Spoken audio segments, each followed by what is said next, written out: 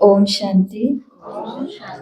तो आज हमारी भट्टी का दिन है 49th और मुरली है लास्ट 1981 की लास्ट मुरली है 31 दिसंबर 1981 और मुरली का टाइटल है नववर्ष पर बाप दादा द्वारा दिया गया स्लोगन निर्बलता हटाओ। तो देखो 1981 की मुरली है और लगभग 1977 के आसपास भारत के अंदर एक आंदोलन चला था जिसका नाम था गरीबी हटाओ। तो जैसा आंदोलन इंडिया के अंदर चले उसी समय बाबा ने वैसी मुरलियां चलाई।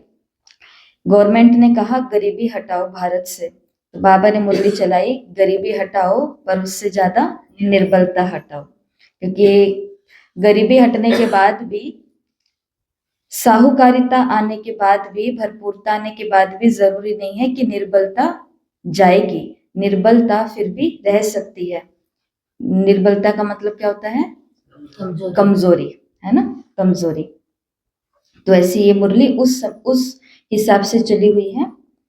तो हम सभी ने एक गीत सुना है, निर्बल से लड़ाई है बलवान की, ये कहानी है दिए और तूफान की, है ना।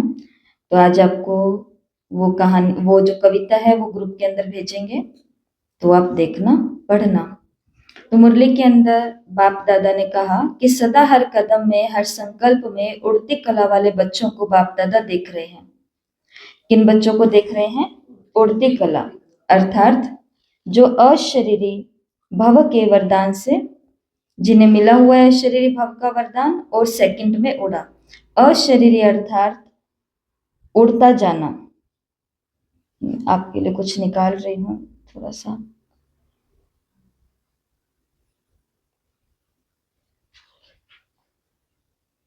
देखना पिंकी मैंने आपके फोन पे कुछ भेजा है, टेलीग्राम पे ओपन हो रहा है।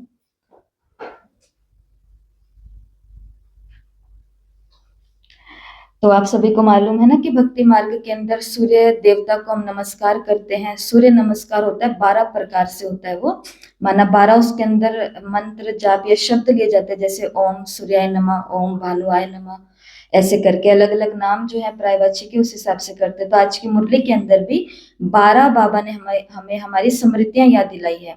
तो जिस हिसाब से सूर्य नमस्कार करते हैं वो मंत्र है, उस हिसाब से आज की मुरली से भी ये बीज मंत्र निकाले गए हैं। 12 बीज मंत्र है।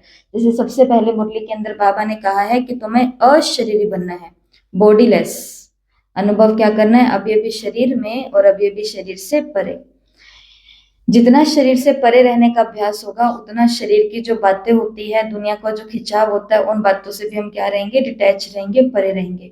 तो पहला मंत्र है, तो वो कौन सा है? ओम अशरीरी भव नमः, भव हटा दो, ओम अशरीरी नमः।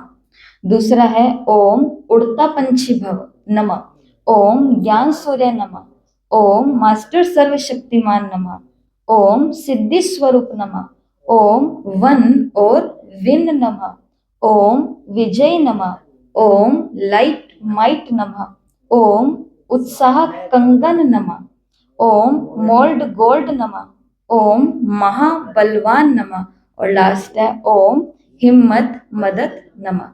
बाबा के 12 ये मेन शिक्षाएं आज की मुरली में, उन्हें कैसे रख दिया गया है? 12 मंत्रों के रूप में रख दिया गया है। निर्बल से लड़ाई है बलवान की, ये कहानी है दिए और तूफान की।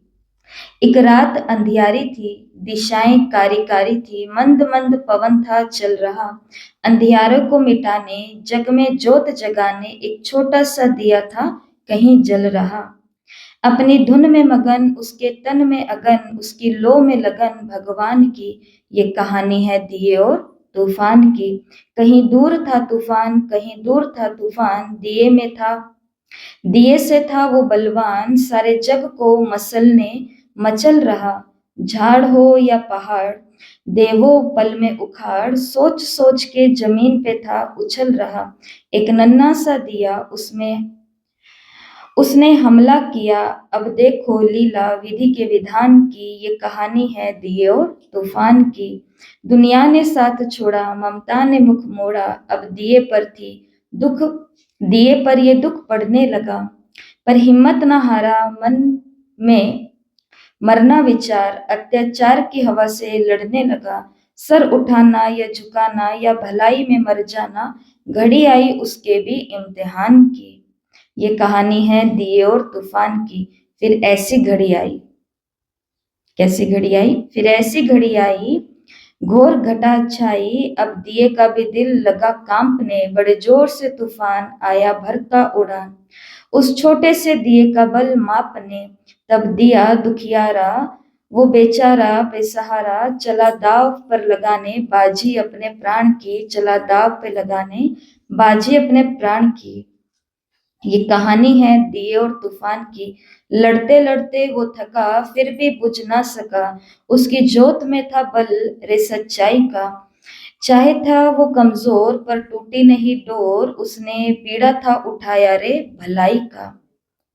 हुआ नहीं वो निराश, चली जब तक उसकी सांस, उसे आस थी प्रभु के वरदान की। ये कहानी है दिए और तूफान की। और लास्ट पंक्तियां हैं, सर पटक पटक पग झटक झटक न हटा पाया दिए को अपनी आन से कौन? तूफान। सर पटक पटक पग झटक झटक न हटा पाया दिए को अपनी आन से, बार बार वार कर अंत में हार कर तूफान भागा रे मैदान से। और इतने डटे रहो कि तूफान को ही अपने मैदान से भागना पड़ जाए। बार बार वार कर अंत में हार कर तूफान भागा रे मैदान से, अत्याचार से उभर जली जोत वो अमर रही, अमर निशानी बलिदान की। ये कहानी है दिए की और तूफान की, निर्बल से लड़ाई बलवान की। ये कहानी है दिए और तूफान की। अब ये कहानी क्या हमारी जिंदगी से मिली जुली नहीं है? तो वो छोटा सा दिया जिसने अपने मन में केवल क्या ठाना है कि मुझे क्या करनी है? भलाई करनी है। भलाई भलाई भलाई मतलब संसार को मुझे जगाना है, प्रकाश फैलाना है। अंधियारे में तो अपना कंट्रीब्यूशन नहीं देना, कम से कम रोशनी चाहे इतनी सी हो हमसे, लेकिन फिर भी लिस्ट में कौन सी आनी चाहिए? रोशनी की लिस्ट में आनी चाहिए। तो पेपर बहुत आते हैं, परीक्षाएं बहुत आती हैं। जैसा कि मुरली के अंदर बाबा ने कहा है कि अब तुम्हें क्या करनी है? सभी की निर्बलता को हटाना है। जैसे स्थूल में निर्बल आत्माओं को साइंस के साधनों से बलवान बना देते, लंगड़े को भी चलाने की शक्ति दे देते। होता है ना आजकल ऐसा, पांव मिल जाते, हाथ मिल जाते। इसी प्रकार हर एक कमजोर को शक्ति के साधन दे देते। तो ऐसे आप सभी भी, चाहे ब्राह्मण परिवार में चाहे विश्व की आत्माओं में, हर आत्मा को निर्बल को बल देने वाले महाबलवान बनो। जैसे वो लोग नारा लगाते हैं गरीबी हटाओ, वैसे आप लोग निर्बलता हटाओ। हमें कौन सा नारा लगाना है? निर्बलता हटाओ। लगाओ नारा, निर्बलता हटाओ, निर्बलता हटाओ, निर्बलता हटाओ। बाबा ने कहा ये आपका नारा होना चाहिए। हिम्मत और मदद निमित्त बन बाप से दिलाओ। हमें केवल उन आत्माओं के नजदीक पहुंचना है, या ऐसा योग करना है कि परमात्मा, हर आत्मा जो अपने आप को कमजोर महसूस कर रही है, वो खुद आपके घर चल करके आए, अपने नजदीकी सेवा केंद्र पर पहुंच जाए, कैसे भी करके, फोन के थ्रू पहुंचे, किसी के भी थ्रू पहुंचे, कुछ भी हो, बाबा पर कुछ तो हो। तो या तो हम वहां तक जाएं या वो हमारे तक आए। उन आत्माओं की निर्बलता को हटा करके उनको क्या याद दिलाना है कि आपको हिम्मत और बल देने वाला कौन है? वो बाप है, उसकी याद दिलाओ। तो इस वर्ष विशेष नारा कौन सा हुआ? निर्बलता हटाओ। तभी जो स्लोगन मिला है सदा उत्साह दिलाने का, वो प्रैक्टिकल में ला सकेंगे। तो बाबा ने कहा न्यू ईयर कैसा मनाना है? ऐसा मनाना है। तो अब जिसको औरों की निर्बलता को मिटाना होगा, उसको पहले अपने निर्बलताओं को मिटाना होगा, अपनी कमजोरियों को मिटाना होगा। और ऐसा तो हो नहीं सकता कि अब अपनी कमजोरियों के मिटाने का इंतजार करते रहें कि भाई मेरी ये कमजोरी मिटे तो जाकर के औरों की निर्बलता हटाओ। सुना है ना हम सभी ने कि एक दिया जो सबको प्रकाश देता है, उसके तले में भी क्या रह जाता है? अंधकार रह जाता है। तो कुछ कमियां रह सकती हैं, कुछ कमजोरियां रह सकती हैं। अपनी परीक्षाएं, अपना युद्ध, अपना मैदान, बहुत कुछ उसका सैन्य चल रहा होगा, लेकिन फिर भी लक्ष्य क्या होना चाहिए? औरों की निर्बलता को हटाने का। तो कुछ काम जो है वो हमारे सेल्फ के पुरुषार्थ से होंगे, और बहुत सारे हमारे अवगुण हैं, कमजोरियां हैं, वो दूसरे की दुआ से पूरी हो जाएगी। तो हमको पता नहीं है ना कि दूसरे की दुआ से हमारे कौन कौन सी कमजोरियां खत्म हो जाएगी और हमारे पुरुषार्थ से क्या होने वाला। तो हमारा जो पुरुषार्थ है वो किसको खत्म करने में काम आता है? हमारे कड़े संस्कारों को, जो संस्कार आत्मा के साथ कड़े तरीके से है। बाकी छुटपुट जो हमारी कमी कमजोरियां हैं, जो दुख तकलीफें हैं, वो तो परमात्मा की, आत्माओं की, यज्ञ की दुआओं से भी सेटल हो सकते हैं। तो आज की मुरली से पहला जो बाबा का महावाक्य है वो हम लेंगे कि इस समय सभी बच्चे अशरीरी भव के वरदानी उड़ता पंछी बन गए हैं। संगठन स्वतंत्र आत्मा अर्थात उड़ते पंछियों का है, तो सभी स्वतंत्र हो ना।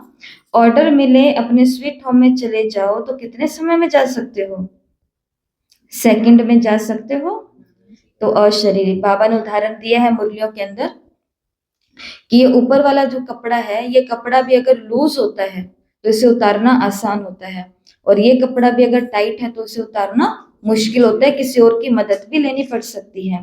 तो अशरीरी अर्थात स्वतंत्रता का अनुभव आत्मा तभी कर सकती है जब दिन में बार बार, हर घंटे में कम से कम एक बारी तो जरूर अपने आप को इस बॉडी से अलग करे। मैं आत्मा अभी अभी इस देह से न्यारी हो चुकी हूँ, तो यहाँ मैं हूँ और यहाँ ये शरीर है। तो अपने शरीर को साक्षी होकर के देखना, ऐसा। तो पहला मंत्र कौन सा है? ओम अशरीरी नमः, ओम अशरीरी नमः, ओम अशरीरी नमः। फिर मुरली के अंदर बाबा ने उड़ता पंछी कि स्वतंत्र होकर के उड़ जाओ, और सेकंड के अंदर बाबा के पास पहुंच जाओ। ओम उड़ता पंछी नमः, ओम। ये अभी 12 के 12 याद करने, जैसे भक्ति के सारे मंत्र याद कर लिए थे ना, जय हनुमान ज्ञान गुण सागर, सब कुछ याद है हमको, बहुत तकड़े। नींद में बुला दो। अब जब हम लौकिक में होते थे तो हम ऐसे लोग आते थे तो वो देखते थे ना कि ये जैन धर्म का इनका महामंत्र लिखा हुआ है, तो कहते थे कौन सी भाषा है? वो संस्कृत भी नहीं है, ये तो अलग ही भाषा है। तो उनको बताते थे कि हाँ, ये तो पाली भाषा है। तो फिर वो बोलते थे आपको आते है ये बोलना? जैसे बच्चों से पूछते हैं। तो फिर ये तो कुछ भी नहीं है, इससे भी बड़ी बड़ी चीजें हम सभी ने भक्ति के अंदर करी है ना। संस्कृत तो कैसे हमको वो याद रहे सारे के सारे लाइन? प्रैक्टिस प्रैक्टिस प्रैक्टिस, बचपन से ही लगा दिया था प्रैक्टिस करने, तो स्टार्ट हो गए। ओम नमो अरिहंताणम, ओम नमो सिद्धाणम, ओम नमो आयर्याणम, ओम नमो वज्जायाणम, ओम नमो लोय सव्य साहुणम, ऐसो पंच नमोकारो सव्य पाप पणासणो, मंगलाणम च सव्यसी पड़वम हवई मंगलम। इतने से के अंदर पूरा संसार आ गया, जो बाबा अपन को ज्ञान देते हैं ना। नमो अरिहंतानम, मैं सभी अरिहंतों को, माना जितने भी संसार के अंदर ऊंची स्टेज में गए हैं, उन सभी को, जिन्हें हम धर्म पिता बोल सकते हैं, महान आत्मा बोल सकते हैं, मैं उन सभी को नमस्कार करती हूँ। नमो सिद्धाणम, मैं उस सिद्ध भगवान को, निराकार शिव परमात्मा को भी नमस्कार करती हूँ।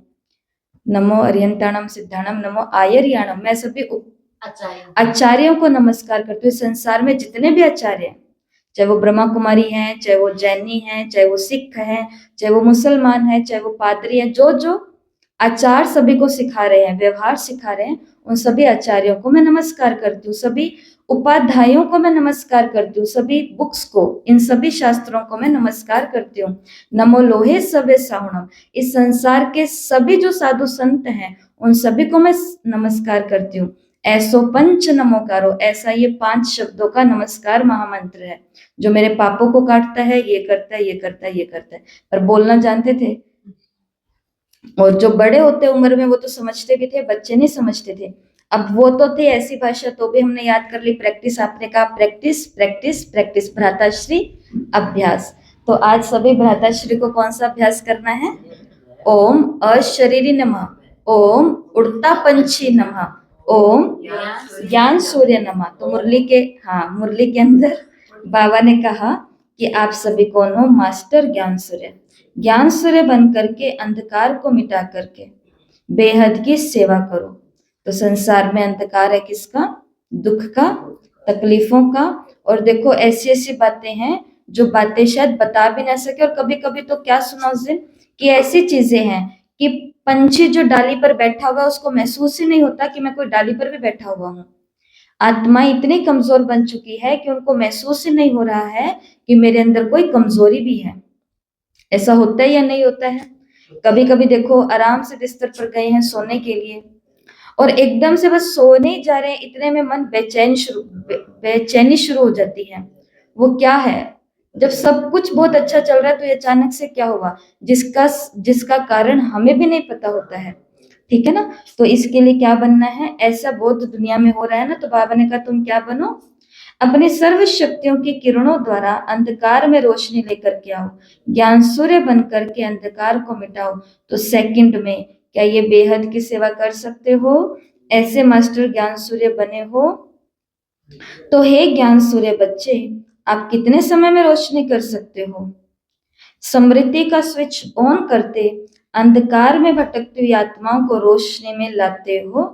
बाबा ने कहा जैसे इधर का स्विच ऑन किया, हम अंदर आए और पूरे कमरे के अंदर अंधेरा था। अंधेरे को मिटाने में कितनी देर लगती है? बस एक स्विच जलाया, चाहे 0 वाट का भी बल्ब जल जाए।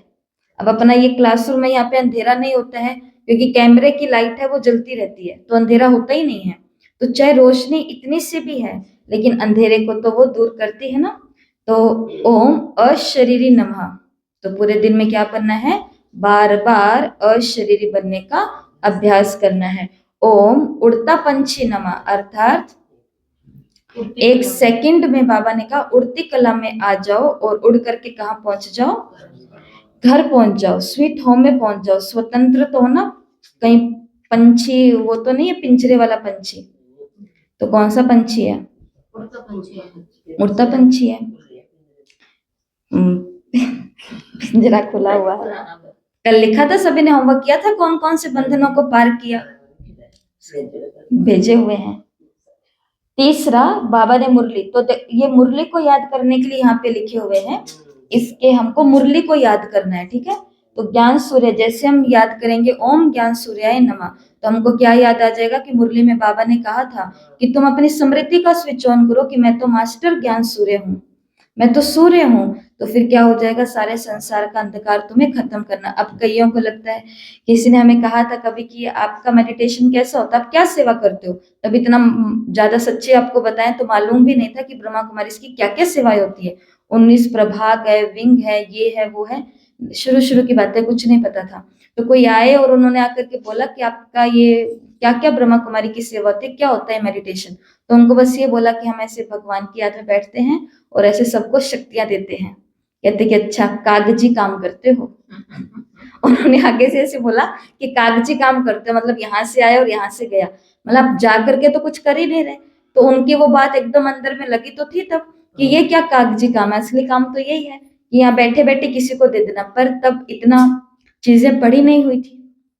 अभी तो सोशल मीडिया पर और जो आर्टिकल आते हैं उनको साइंस के बहुत सारी चीजें पढ़ लेते हैं, सुन लेते हैं, तो मालूम है। तब मालूम नहीं था, लेकिन आज तो हमें ये बात मालूम है ना कि ये कागजी काम नहीं है। हर आत्मा इस संसार की प्रत्येक आत्मा के साथ जुड़ी हुई है।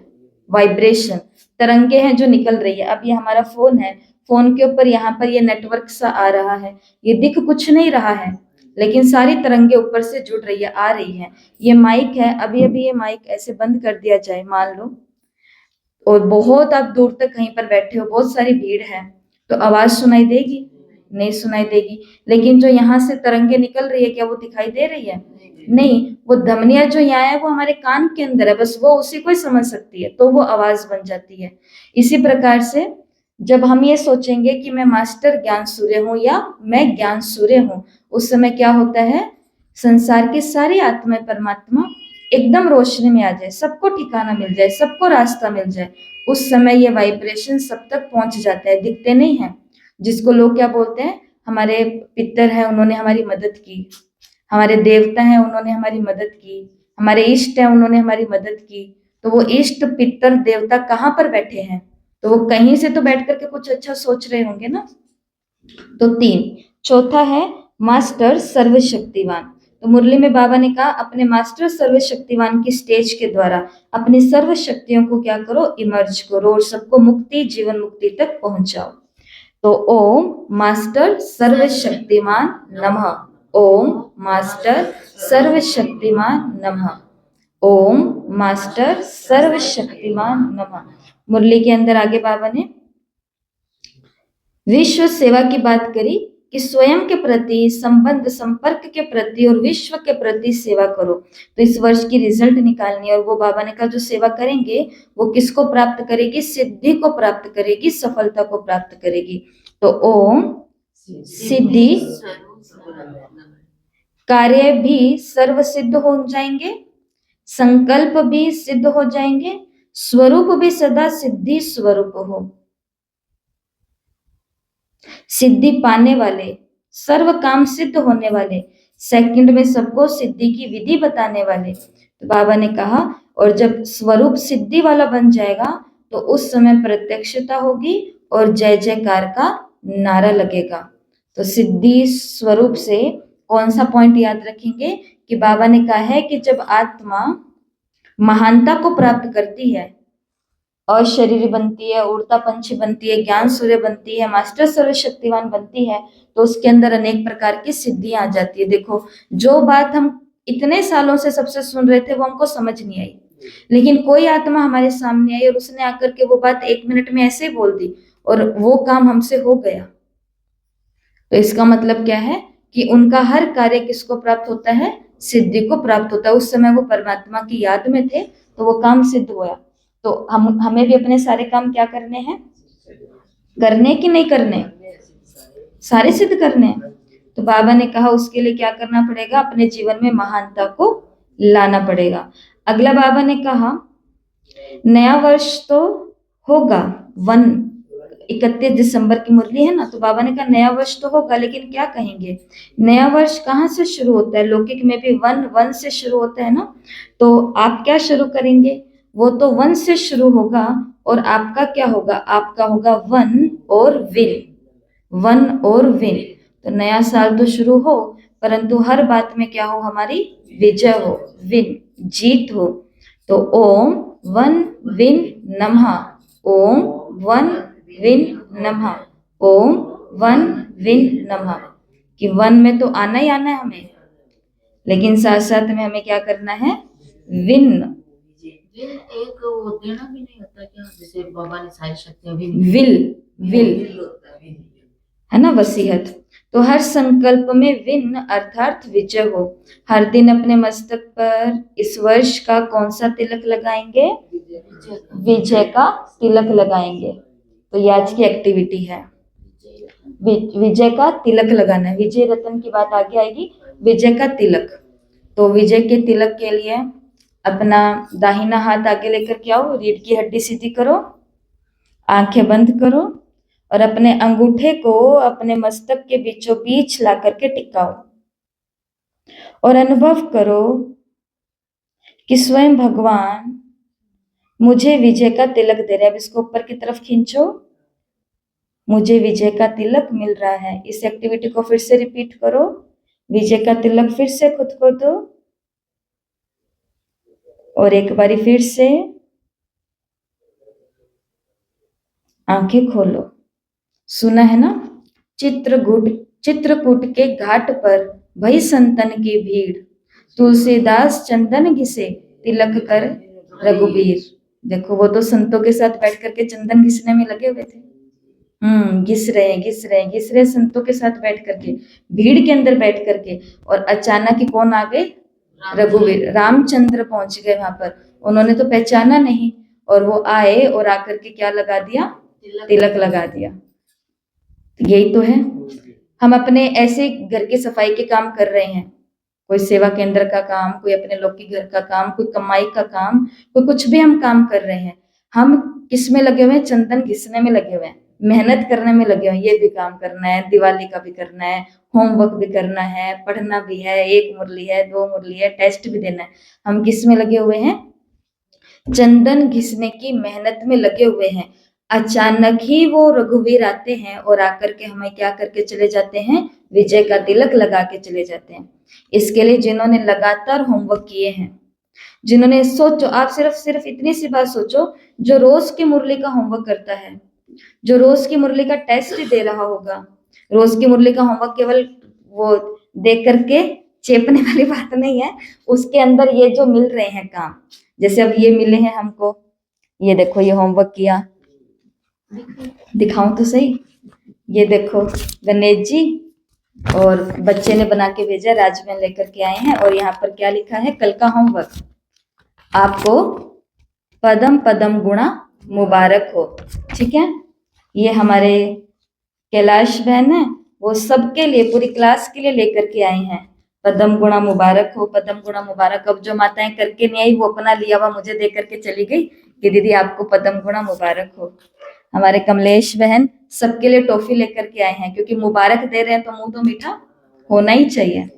तो ये एक्टिविटी, अब समझो इसके लिए आपको याद तो रहा, मुझे तो सुबह आते दो माताओं ने बोला कि दीदी मुबारक हो, मुझे लगा कि किस बात की मुबारक हो, तो होमवर्क किया ना, होमवर्क किया, तो समझो जिसने डेली बेस के ऊपर होमवर्क किया, टेस्ट दिया, फिर बैठ करके उसको पढ़ा भी, फिर रात को आपने सुना भी, सब कुछ किया, उसके पूरे दिन का कितना सारा टाइम केवल किस में जा रहा है, चंदन घिसने में जा रहा है। इनके साथ, संतों के साथ, मतलब गुरुजन हमें होमवर्क दे रहे हैं और हम उस होमवर्क को कर रहे हैं, वो हमें कह रहे हैं मुरली को पढ़ना है तो हम पढ़ रहे हैं, वो कह रहे हैं सुनना भी है तो सुन भी रहे हैं, वो कहते हैं आगे से आगे शेयर भी करना है तो हम वो भी कर रहे हैं, वो कह रहे हैं टेस्ट भी भेजना है तो हम वो भी कर रहे हैं। तो संतों के साथ क्या कर रहे हैं, चंदन घिस रहे हैं, तो घिसते रहो, और पूरे दिन में कब वो बाबा का मूड बन जाए और वो आए और हमको पता भी नहीं चलेगा कि वो कब आया और कब आकर के विजय का तिलक लगा करके चला गया। विजय किसमें चाहिए, अपने विकारों पर जीतने का जो ये मेहनत कर रहे हैं, बाबा कहेगा विजय, अपने बंधनों को तोड़ने की ये जो मेहनत कर रहे हैं, बाबा कहेगा विजयी भव। तो याद आया रामचरितमानस। तो आज की ये एक्टिविटी है, आज आपको खुद को दिन में 11 बारी, कितने बारी, 11 बारी खुद को आज विजय का तिलक देना है, पर ऐसे बैठे बैठे नहीं देना है। कहाँ देना, आपके घर के अंदर जहां बाबा का चित्र है, लाइट है, बाबा की फोटो है, बाबा का रूम है, आपने जैसा भी प्रबंध किया है, बस काम करते करते बीच बीच में चंदन घिसते घिसते कहाँ जाना है, राम जी के पास जाना है और जा करके तिलक तिलक लगाना है, विजयी भव, विजयी भव, विजयी भव। और जो आत्मा, बस किसी भी बाबा का कोई भी चित्र है, अब कईयों कईयों के तो घर के अंदर ऐसे कंडीशन होते हैं ना कि वो कुछ भी नहीं रख सकते, ब्रह्मा बाबा तो दूर, शिव बाबा भी नहीं रख सकते हैं, तो वो फिर क्या करते हैं, पर माताएं भी बहुत तेज होती है ना, वो क्या करती हैं कि वो अपने पास में इतना सा बाबा का कुछ रख लेती हैं, क्योंकि चाहिए, कुछ तो चाहिए ना, कुछ तो चाहिए जो हो, जिसको लगे कि ये मेरे बाबा की जगह है, बस यहाँ पे मुझे करना है, तो वो चिपका देती है। तो बस 11 बारी बाबा के आगे जा करके अपने आप को विजय का तिलक देना है, और ये आज सबको करना बहुत जरूरी है, सबको मतलब संसार में सबको करना जरूरी है, क्योंकि हर आत्मा खुद को क्या समझ लेती है, चलते चलते निर्बल समझ लेती है कि क्या है, मेरी तो हर बात में हार हो रही है, कितनी छोटी छोटी बातों में वो हार महसूस करे। मानो जैसे अभी अभी मैं आपको बताती हूँ, मैं ये मोबाइल चला रही हूँ और इसके अंदर मैं ये कविता ढूंढ रही थी, पर मेरा ये सर्वर ले नहीं रहा है उसको, तो उसने लिया नहीं। अब अगर यहाँ बैठे बैठे मैं सोच लूं कि क्या है, मेरी तो हार हो गई, मिल ही नहीं रहा, मेरा तो कोई ये नेट ही कभी काम नहीं करता जब मेरे को चाहिए होता है, नहीं, सामने देखो और क्या अल्टरनेटिव मिलेंगे, जब सामने दिख रहा है कि कोई और भी बैठा है, उसको बस कहना है, वो निकालेगा, पकड़ाएगा और काम हो जाएगा। तो आपको पता चला कि ये हुआ बीच में कुछ, है ना, पर ये तो नहीं पता चला कि अंदर भी कुछ हुआ, ये तो नहीं पता चला ना, ये तो अंदर की प्लानिंग थी कि क्यों बीच में बोला गया कि आप मुझे ये कविता निकाल के दो, यहाँ से हाथों शेर। अब देखो ये ब्रेन की एक्सरसाइज है, हमारा दिमाग पहले ऐसा नहीं था, एक बारी में एक ही चीज सोच सकता था, दूसरी बताई तो ऐसी गड़बड़ी हमारे साथ हो जाती है। लेकिन अब बोलते बोलते दिखा कि ये तो आ ही नहीं रही है, निर्बल से लड़ाई है बलवान की, ये कहानी है दी और तूफान की, तो लिंक शेयर किया, वहां गया, हो गया। अब इतनी सी बात के अंदर अगर मैं ये सोचूं मेरा तो नेट भी नहीं चलता, फिर बाद में आपने क्लास कर लिया, सब कर लिया, और आकर के बोला कि दीदी आज क्या ये मुरली सुनाई थी, तो मैं कहूंगी अरे मेरे को यहाँ पर भी फेलियर मिल गई, कि माना इनको अच्छा भी नहीं लगा, फिर बाद में कोई और काम करने के लिए गए, कोई आज सेवा का प्रोग्राम था, वहां से क्या आ गया कि प्रोग्राम आज नहीं 1 सप्ताह के बाद होगा, तो फिर अपना मन क्या कर दिया, मायूस के लिए कि देखना मेरी तो फिर हार हो गई। हर जगह अपने आप को कहाँ लेकर के जा रहे हैं, गलानी भाव में लेकर के जा रहे हैं। और ये प्रकृति का नियम है, जिसे क्या बोलते हैं, लॉ ऑफ अट्रैक्शन, कि आप जिस भावना में बहुत ज्यादा रहोगे वही भावना खींच करके आपके पास आएगी। जो लोग कहते हैं मैं बीमार ना हो जाऊं, मैं बीमार ना हो जाऊं, बीमार ना हो जाऊं, इस दुनिया में सबसे ज्यादा बीमार कौन रहते हैं, वो ही रहते हैं। जो कहते हैं कि कल को हमारा कोई नुकसान ना हो जाए, नुकसान ना हो जाए, नुकसान ना हो जाए, उनका उनका बहुत ही जल्दी जल्दी नुकसान होता रहता है, क्योंकि वो ऐसे लोगों को खींच लेते अपनी तरफ से। कोई बोलते हैं कि कहीं मुझे कोई धोखा ना दे दे, धोखा ना दे दे, धोखा ना दे दे, वो खुद ही इनविटेशन देते हैं कि आ, कहाँ पर कोने के अंदर दूसरे शहर में बैठी है, मेरे सामने और मुझे धोखा दे करके जा। तो इसके अंदर भगवान की कोई गलती नहीं है, इसके अंदर सारी की सारी किसकी गलती है, हमारी गलती है। इसलिए ओम अशरीर नमः, खुद के अशरीरीपन का आह्वान करो, वही चीजें खींच करके आएंगे, अर्थात दूसरे भी हमें शरीर नहीं लगेंगे, आत्मा लगेगी। ओम उड़ता पंछी भव, नीचे रुकेंगे नहीं, लोग तो नीचे खींच रहे हैं, लेग पुलिंग बोलते हैं ना आजकल, सब कंपनी में और इधर उधर स्कूल कॉलेज में सब जगह बहुत अच्छे से जोरों शोरों से काम चल रहा है कि जैसे कोई ऊपर जाएगा, खुद ऊपर नहीं जाएंगे, खुद से हमसे मेहनत नहीं होगी, जो ऊपर बैठा उसको कहाँ लेकर के आएंगे, नीचे लेके आएंगे। पर उड़ता पंछी ऐसा काम नहीं कर सकते हैं। उड़ता पंछी दूसरे को तो नीचे नहीं लाएंगे, दूसरे के लिए भी शुभकामना करेंगे, आप भी आगे बढ़ो, आप भी आगे बढ़ो, लेकिन खुद भी क्या करेंगे, सदा उड़ते रहेंगे, उड़ते रहेंगे। तो ये सारी चीजें, तो इन चीजों का सिद्धि स्वरूप देखो, सफलता का आह्वान करो तो सही, वो लोग, वो सिचुएशन, वो सेवाएं, वो सब कुछ हमारे सामने आकर के खड़ा हो जाएगा, जो हमें सफलता की ओर लेकर के जाएगा, वन विन और विजय का तिलक। तो विजय का तिलक लगाएंगे तो हम क्या बन जाएंगे, विजयी रतन बन जाएंगे। विजय रतन का मतलब समझते हैं ना, रतन का मतलब एक ऐसा डायमंड बन जाएंगे जिसके अंदर केवल क्या है, विजय की, विजयी विजय है। जैसे आजकल अंगूठी पहनते हैं ना, आजकल नहीं बहुत समय से पहनते हैं, तो जैसी अंगूठी, जैसा कड़ा, जैसे चीजें वो पहनते हैं, वो चीज उसी को ही लेकर के आती है। जैसे धन के लिए भी होता है, स्वास्थ्य के लिए भी होता है।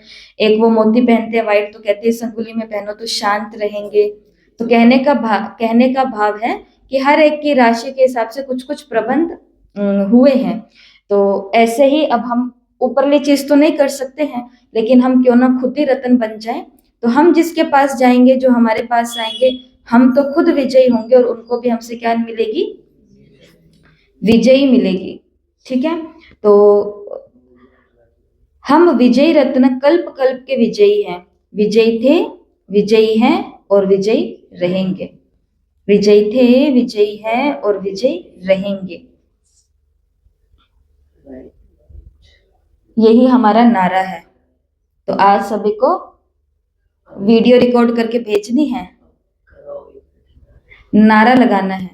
हाँ, करवा रही हूँ तो विजय का नारा लगाना है, और वो नारा लगाते समय वीडियो रिकॉर्डिंग करनी है। घर पे किसी को भी बोल देना कि गरीबी हटाओ से हम पहुंचे हैं निर्बलता हटाओ। तो निर्बलता हटाने में हम हमेशा विजयी थे, विजयी हैं, विजयी रहेंगे।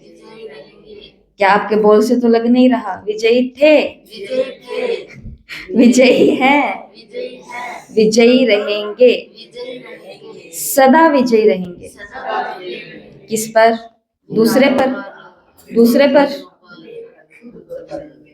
अपने पर, अपने आप पर, मतलब अपने ये 10 और 3 13, ये जो ज्ञानेंद्रियां, कर्म इंद्रियां और सूक्ष्म इंद्रियां हैं, इनके ऊपर हमें क्या प्राप्त करनी है, विजय। और कल्प पहले भी थी, हूं और सदा रहूंगी।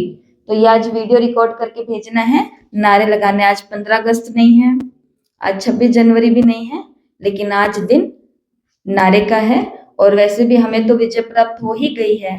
आखिर हमने अपनी ये 108 दिन की भट्टी के अंदर 46 मुरलियां 49 दिनों के अंदर कंप्लीट कर ली है। तो ये विजय की बात हुई कि नहीं हुई, हुई। 49, 50 में एक कम, तो ये ठीक है। तो विजय रतन, फिर आगे मुरली के अंदर बाबा ने लाइट और माइट की बात करी है। कंगन बांधना है, सदा उत्साह में रहना है। तो पहले कंगन की बात करते हैं। ये कंगन कौन सा है? उत्साह का कंगन। सदा कंगन को मजबूत रखने के लिए और टाइट रखने के लिए एक बात को सदा याद रखना है कि हर बात में, चाहे स्वयं के प्रति चाहे औरों के प्रति, बढ़ने और बढ़ाने के लिए मोल्ड होना है तो रियल गोल्ड बनेंगे। अच्छा, तो सभी ने कंगन पहन लिया। उसी विशेष सेवा का लक्ष्य रखेंगे। जैसे आजकल की गवर्नमेंट हर वर्ष का विशेष कार्य बनाती है, तो गवर्नमेंट ने अपंगों का भी बनाया। तो आप क्या करेंगे? जैसे बाप की महिमा में गायन है, निर्बल को बल देने वाले। तो बाबा ने कहा आपको भी कौन सा कंगन पहनना है? उत्साह का कंगन पहनना है। और इस कंगन को क्या रखना है? टाइट रखना। और ये टाइट कैसे होगा? स्वयं के प्रति और औरों के प्रति हमें मोल्ड होना है, तो ही हम रियल गोल्ड बनेंगे। मोल्ड होने का मतलब क्या है? दूसरों का उत्साह। मोल्ड होने का मतलब है थोड़ा सा चेंज हो जाना, फ्लेक्सिबल हो जाना ना। जैसे लोहा होता है, अब इसको इसको कोई मोड़ेगा तो ये मुड़ेगा? ये नहीं मुड़ेगा ना। लेकिन अगर नीचे थोड़ी सी आग लगा दी जाए, इसको तपा दिया जाए, फिर इसको जैसी आकृति, हाँ, लाल हो जाए, फिर इसको जैसी आकृति देना चाहेंगे, टेढ़ा मेढ़ा जैसा करना चाहेंगे कर लेंगे। तो बाबा ने कहा अपना स्वभाव भी कैसा बनाना है? ऐसा ही बनाना है। और उत्साह का कंगन सदा पहन करके रखना है। तो ओम उत्साह कंगन नमः, ओम लाइट माइट नमः। ठीक है, तो सभी को क्या देते जाना है? लाइट और माइट देते जाना। निर्बल को बल देने वाले महाबलवान बनो, ओम महाबलवान नमः। और मुरली के आगे बाबा ने कहा हिम्मत और मदद निमित्त बन फिर बाप से दिलाओ। खुद ये ठेका नहीं उठा लेना हमको कि हाँ मेरे पास आओ, मैं आपके लिए ऐसा योग करूंगी कि आपकी सारी टेंशन खत्म हो जाएगी। नहीं, बिल्कुल हम करेंगे। जब कोई आत्मा, आपको पता है, सिर्फ एक फोन आते हैं और आत्माएं बाबा के ऊपर भरोसा करके, बाबा के घर के ऊपर भरोसा करके और अपने टीचर के ऊपर भरोसा करके अपनी सारी बात बता करके कहते हैं कि दीदी आपको योग करना ही है। तो उस समय उनको ये बोलेंगे कि नहीं नहीं, हमको क्यों योग करना है? आपकी प्रॉब्लम, आप शिव बाबा से योग करो, बाबा ही आपको शक्ति देगा, हम थोड़ी ना देंगे। तो ये बात तो बिल्कुल राइट है कि शक्ति कौन देगा? बाबा ही देगा, हम नहीं देंगे। लेकिन किसी आत्मा की तपस्या, त्याग, कुछ चीजें होती है जो बाबा की शक्ति को हम तक उस समय बहुत आसानी से पहुंचा सकती है। क्योंकि हम तो परिस्थिति के अंदर गोल गोल घूम गए ना, हमारे अंदर तो बहुत सारी बातें आ रही। अब योग कहाँ से लगेगा? तो कोई है जो हमारे लिए बैठ करके योग का दान दे सकता है, जिसको बाबा ने मुरलियों में भी कहा है अगर तुम्हारा योग नहीं लगता तो निमित्त का तुम सहयोग ले सकते हो। ये मुरलियां जिन्होंने पढ़ी है उनको पता होगा। लेकिन ये किस कंडीशन में होना चाहिए? जब योग नहीं लगता। ऐसे नहीं कि खुद फिजूली दुनिया में चक्कर काट रहे और दीदी को काम देके चले गए, दीदी मेरे लिए योग करना। ऐसा नहीं होता है, फिर वो जाएगा ही नहीं, वो जाएगा ही नहीं। पहले कोशिश खुद करो। हाँ, और बहुत परिस्थितियां ऐसी होती हैं जहां पर, अब देखो, जहां पर जिसका मोह है, माँ का बच्चे से मोह है, वहां पर वो कितना भी योग करना चाहे, उसका वो ममता बीच में आ जाती है, मोह बीच में आ जाता है। उस समय उसको लगता है मेरा बेटा पास हो जाए, मेरा बेटा पास हो जाए, मेरा बेटा पास हो जाए। अब कोई और है जो बिना स्वार्थ के ये काम कर सकता है, क्योंकि वो उसका बेटा नहीं है, वो उसका भाई नहीं है, और उनको उनसे उम्मीद भी नहीं है कि कल को ये कुछ बन करके हमारा कुछ करेंगे। निस्वार्थ भाव से जब यहाँ से कुछ जल दिया जाता है तो वो जल सीधा जड़ों के अंदर पड़ता है, जैसे भगवान हमको दे रहा है ना, ऐसे ही। तो मुरली के अंदर यही है कि हिम्मत और मदद निमित्त बन बाप से दिलाओ। हम केवल कौन है? निमित्त है। बाकी आपको दिलाएंगे कहाँ से? बाप से। शुरू शुरू में सब आते हैं तो आकर के उनको कमेंट्री देते हैं, कमेंट्री से योग कराते हैं। तो खुद क्या बनते हैं? निमित्त बनते हैं। और उनको हिम्मत और बल कहाँ से दिलवाते हैं? बाबा से दिलवाते हैं। जैसे अभी हम अमृत वेला चल रहा है तो मिल करके करते हैं, संगठन में करते हैं। ये तो बहुत समय का सोचा हुआ अब जाकर के सिद्ध हुआ है काम। ठीक है, तो ये है आज की मुरली के 12 पॉइंट्स, 12 मंत्र के रूप में। तो समझना यही हमारा सूर्य नमस्कार है। वो है सिर्फ सूर्य नमस्कार और ये है ज्ञान सूर्य नमस्कार। ज्ञान के नमस्कार है। तो आज की मुरली का पहला होमवर्क है विजय का तिलक लगाना है। बाबा के आगे जाकर के 11 बारी बस काम करते करते जाकर के तिलक लगा करके फिर से आ जाना। और याद रखना ये किसके डायरेक्शन पर कर रहे हैं, किनके साथ मिलकर के कर रहे हैं? संतन की भीड़, हम उनके डायरेक्शन के अंदर और उस हिसाब से कर रहे हैं। दूसरा आज का काम है कि नारे का छोटा सा क्लिप बनाना है, 10 या 15 सेकंड का शायद मुझे लगता है ये होगा। तो ये सबको भेजना है और 1 सप्ताह तक मुरली के अंदर अब देखो, मुरली तो किताब में हो गई, किताब वाली मुरली हमने पढ़ भी ली और अभी डिस्कशन भी कर ली और अभी उसके ऊपर टेस्ट भी दे देंगे। लेकिन अगर कुछ प्रैक्टिकल में नहीं किया तो फिर क्या किया? तो मुरली के अंदर बाबा ने एक कंगन को याद किया, और वो कंगन कौन सा है? उत्साह का कंगन। खुद को भी और औरों को भी किस में रखना है? हमेशा उत्साह में रखना है। उत्साह का मतलब क्या होता है? खुश रखना है, ऊंचा उठाना है। उत्साह का मतलब होता है बहुत ही ज्यादा जोश जिसके अंदर होता है। मतलब बाबा की मुरली खुली और खुलते ही हमारी हवा क्या हो गई? टाइट टाइट फिस, हवा टाइट हो गई। कहते हैं एक और मुरली, और इतनी बड़ी मुरली। पहले तो क्या देखते हैं? पन्ने देखते हैं, 1 2 3 4 5 की है, ठीक है। तो अगर हमें इसके प्रति उत्साह ही नहीं आएगा, इधर आ जाओ इधर, अगर इसके प्रति उत्साह ही नहीं आएगा तो हम इसके प्रति औरों को उत्साह दिला पाएंगे? दिला पाएंगे? नहीं दिला पाएंगे। पहनना है लेकिन टाइट होना चाहिए। ये दूसरी आत्माओं को भी क्या करना है? हमें उत्साह दिलाना है। तो अब यहाँ बात केवल मुरली की तो नहीं हो रही है। मुरली के अंदर बाबा ने बोला, चाहे वो संसार के हैं और आत्माएं हैं, चाहे वो ब्राह्मण परिवार के हैं, चाहे वो आप खुद हो, तीनों को उत्साह दिलाना है। अब खुद को उत्साह दिलाने के लिए क्या है? जैसे मानो कि सुबह हमारा योग नहीं लगता, तो उस समय आप ये सोचो कि देखो इतने सारे लोग वहाँ पर होंगे, लास्ट में जो फोटो आएगी उसके अंदर मेरा भी नाम होगा, तो ये चीज़ हमें किस में लेकर के आएगी? उत्साह में लेकर के आ सकती है। आज कौन से नई चीज़ पर योग होने वाला है? आज क्या होने वाला है? उत्साह। उत्साह के विजन पहले से बना लेना। ब्राह्मणों के लिए भी हम उत्साह बना सकते हैं। कोई चलते चलते अच्छा पुरुषार्थ करते करते आजकल दिख ही नहीं रहा है कि आते हैं और बस चले जाते हैं, पुरुषार्थ ही नहीं हो रहा है, कोई वो चीज़ ही नहीं है। तो जब उनसे टकराओ, टकरा करके ये नहीं बोलना कि माया माया आ गई क्या आपको? ऐसे तो उनका बच्चा बच्चा उत्साह भी क्या कर देंगे? खत्म कर देंगे। उस समय क्या बोलना है कि हमें पुरुषार्थ करना है, हमें खूब आगे बढ़ना है, हमें मिल करके ये करना है, देखो इससे ये हो जाएगा, ये हो जाएगा, ये हो जाएगा। अब ये काम तीसरा लेवल पर कहाँ करना है? संसार में। आज जिन जिन लोगों से हम मिलते हैं वो हमारे परिवार के हैं, कारोबार के हैं, नौकरी पेशे आदि के हैं, तो वो लोग भी हमें बीच बीच में कैसे दिखते हैं? हतोत्साहित दिखते हैं। बैटरी क्या है उनकी? डाउन है। घर में कुछ है, पैसे में कुछ है, शरीर में कुछ आ गया है, तो उस समय उनको 1 सप्ताह तक लक्ष्य रखो। 1 वीक तक, आज सोमवार है, अगले सोमवार तक लक्ष्य रखो कि रोज मुझे एक आत्मा को तो मोटिवेट करना ही करना है, उत्साह उसके अंदर भरना ही भरना है। उनके जीवन का उत्साह ही खत्म हो चुका है कि मुझे कुछ करना भी है, इसके लिए क्या करना है उनके अंदर? उत्साह। तो ये अगला काम है। और लास्ट काम है कि आज जब हम योग में बैठेंगे तो योग के अंदर खुद को कौन से स्टेज में लेकर के जाना है? उड़ती कला में। उड़ता पंछी जिसको बाबा ने बोला कि हर बात में कहाँ रहो? थोड़ा ऊपर रहो। हर बात में आकर के नीचे उतरने की आवश्यकता नहीं है। कोई बात चल रही है, हर बात के बीच में आकर के ये कहने की जरूरत नहीं है कि ये रॉन्ग है, ये राइट है। जहाँ पर हमारी ज़रूरत होगी वहाँ उल्टा हो जाता है। जहाँ ज़रूरत होती है वहाँ तो ऊपर चले जाते हैं, और जहाँ नीचे आने की ज़रूरत होती है वहाँ पर ऊपर, और जहाँ ऊपर है उस समय नीचे नहीं आते हैं। ऐसा नहीं, परखो और निर्णय करो कब ऊपर रहना है और कब नीचे आना है।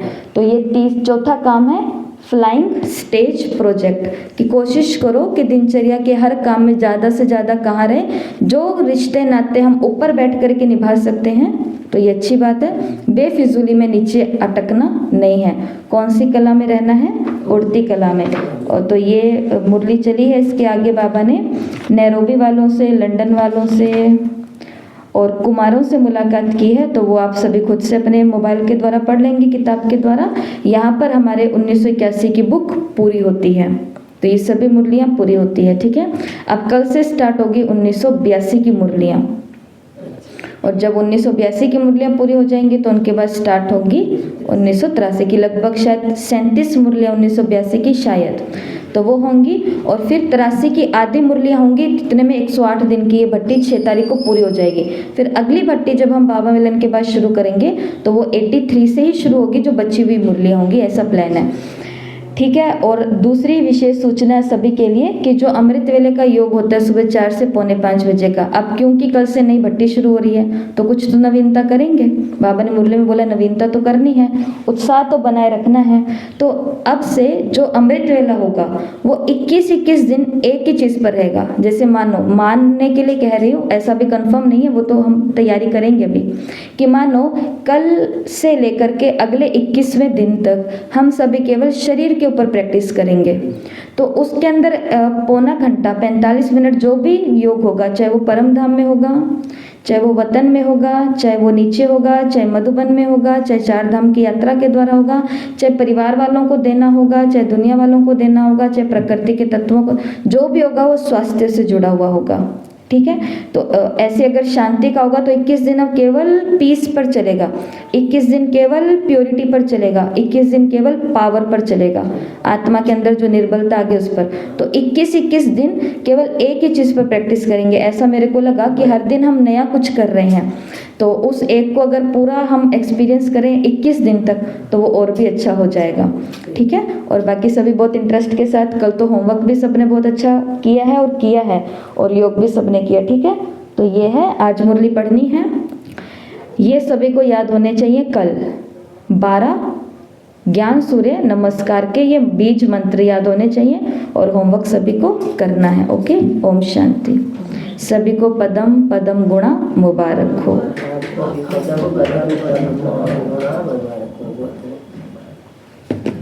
साइलेंस।